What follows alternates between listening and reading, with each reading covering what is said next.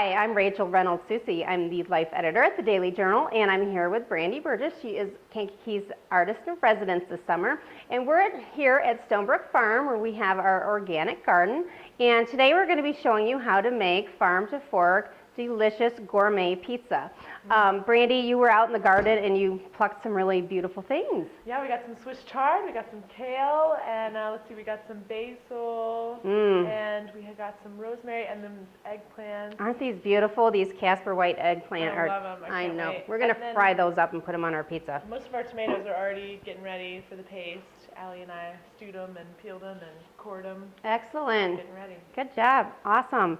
Well, let's start on our dough. How's that? This is kind of my go-to pizza dough recipe.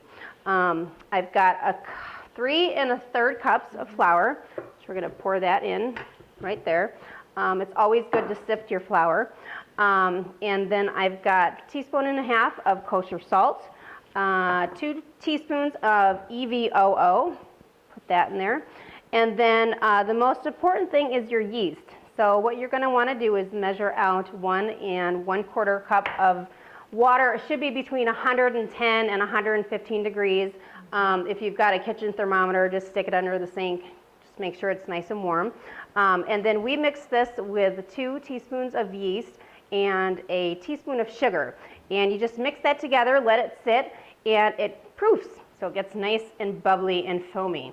And that means that the yeast are in there and they're active, and we're going to pour that in there.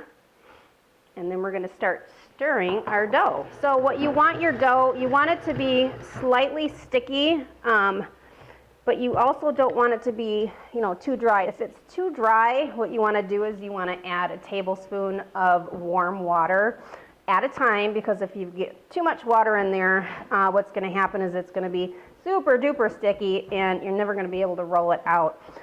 What you're looking for is just nice, elastic, smooth dough that's going to puff up. So let's first take this dough out. Let's see. That looks pretty good. Okay, do we have some olive oil? Let's put a dash of olive oil in there.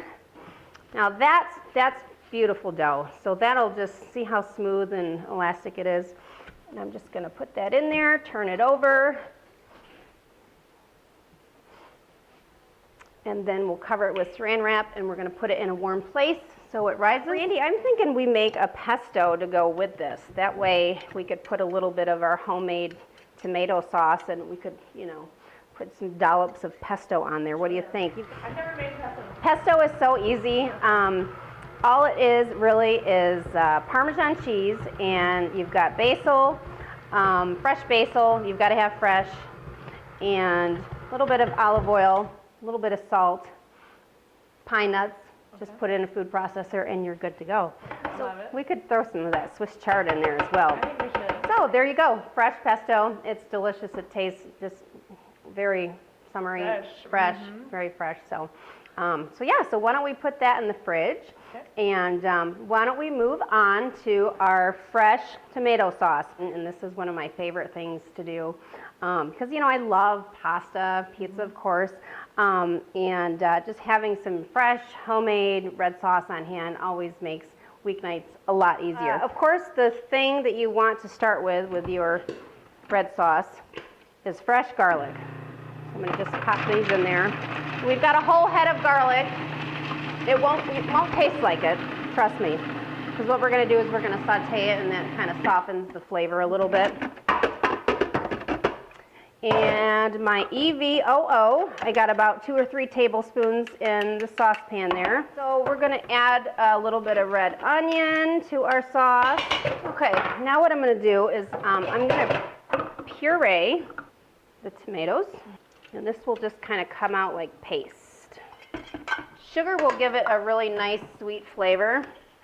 And then tomato paste, I always put some tomato paste in there just because it helps thicken it up a little bit. I love this purple Thai basil. Let's put that in there. Fresh oregano, which of course is one of the Italian staples. So let's just put some sprigs of that in there. A little bit of sage might be kind of nice. Just a little bit. It's pretty pungent. Yeah, so we'll just put a little bit in there.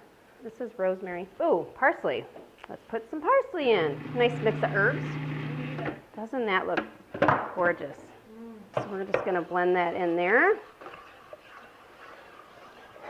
Salt. Do we have salt? So what we're going to do is just let this simmer for an hour.